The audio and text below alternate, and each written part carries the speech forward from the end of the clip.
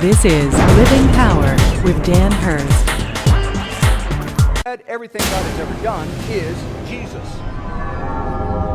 He is the Logos of God. He is everything God in human form. This was mind-boggling for them. This was it was just so huge, they had trouble getting their arms around it. We have trouble getting our arms around it. And then he says he is essentially God. He is all God. The statement, "and the Word was God," is just like I mentioned earlier. It's the clearest statement of the deity of Jesus in the Bible. He's not a God, he is God. It's not even he is the God, because that would imply that there are other gods. It just says Jesus is God. The Word is God. Not only is the Word co-eternal, the Logos, not only is he co-eternal and co-equal with God, he is God. That's why Jesus could say things like John 8:58, "I tell you the truth," Jesus answered, "before Abraham was born, I am."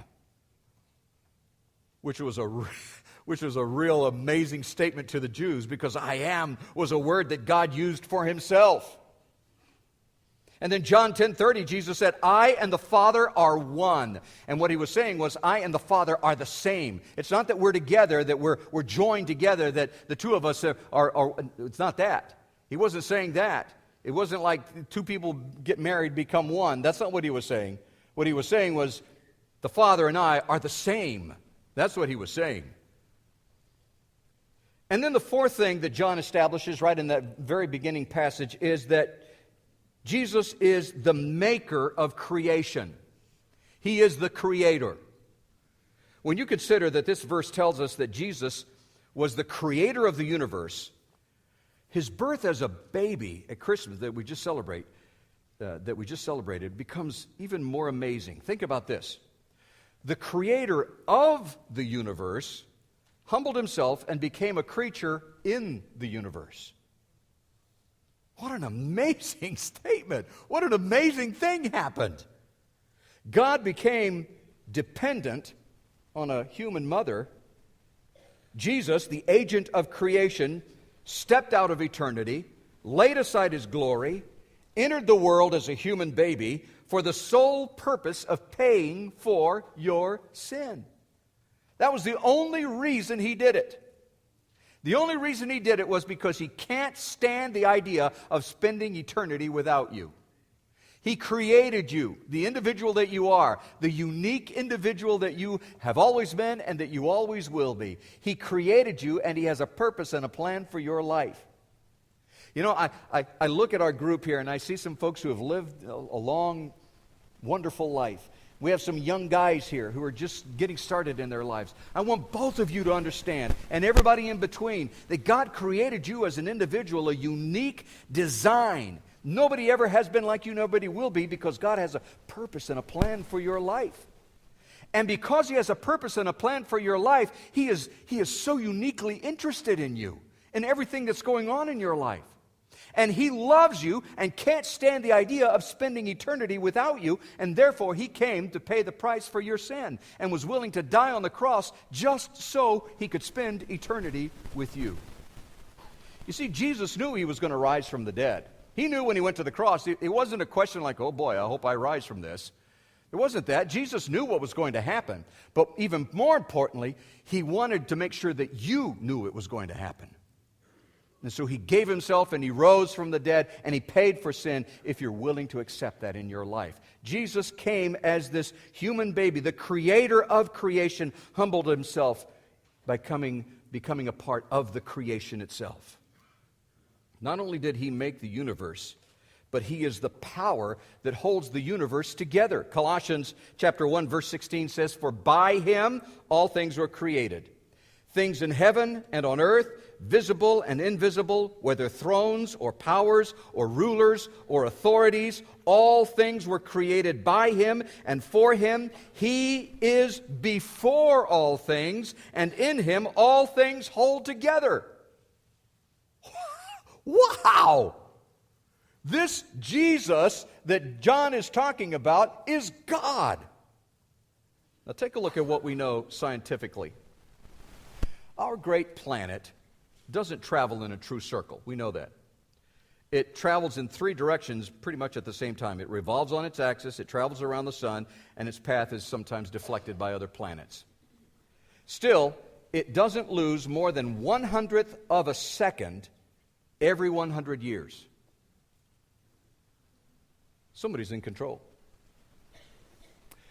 Then we look at the building block of the universe, which is the atom. We know that because we're smart. And this is an entity that is so small that each atom is less than, get this, each atom is less than 150 millionth of an inch in diameter. If you could take the molecules of a single drop of water, now think about this, all of the molecules in a single drop of water, and take each one of those molecules and blow it up to the size of a grain of sand, each molecule in a drop of water, if you could do that and blow it up to a grain of sand, there would be enough sand to build a concrete highway 1/2 mile wide, 1 foot thick, all the way from New York to San Francisco. The beauty of all of that is that there are 120 drops of water in a single teaspoon. Imagine what you could do with that. Now, this is the way God designed it. This is what God was up to. You combine that with the fact that one cell of your body contains 200 billion molecules of atoms. Whether you look at the universe with a telescope and see how big it is, or look at it with a microscope and see how small it is, when you see the order, the symmetry, the harmony, the beauty of all that it is, only a fool would conclude that God did it, or did not do it, and that God is not in control. You'd have to be really a moron to think that way. So what does it all mean? It may seem that your world is spinning out of control, but it isn't. Your God is in control. It is all in the hands of the one who made it. And all things are working toward the purpose for which he designed. But what is, in my opinion, the greatest manifestation of God's power? You might have a different answer, but some would say it was his creation or his miracles, or others would talk about the cross, and some would center on the resurrection. All of those are wonderful manifestations of his power. But I submit to you that the greatest expression of God's power was when he added humanity to his deity and came to live on earth, because he loved you so much. Philippians 2, verse 6 through 8 says it this way, talking about Jesus, who being in the very nature God, not being like God, he was God. In his nature, he is God. In other words, his very nature is God. He is God.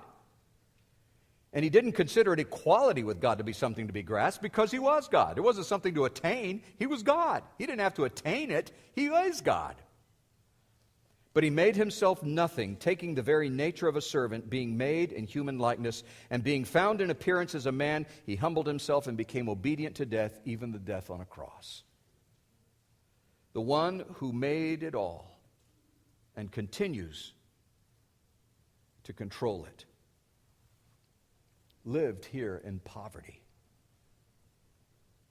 suffered rejection, only to die a horrible death on the cross. And he did it for one reason. Romans 5:8 says it this way: God demonstrates his own love for us, in that while we were yet sinners, Christ died for us.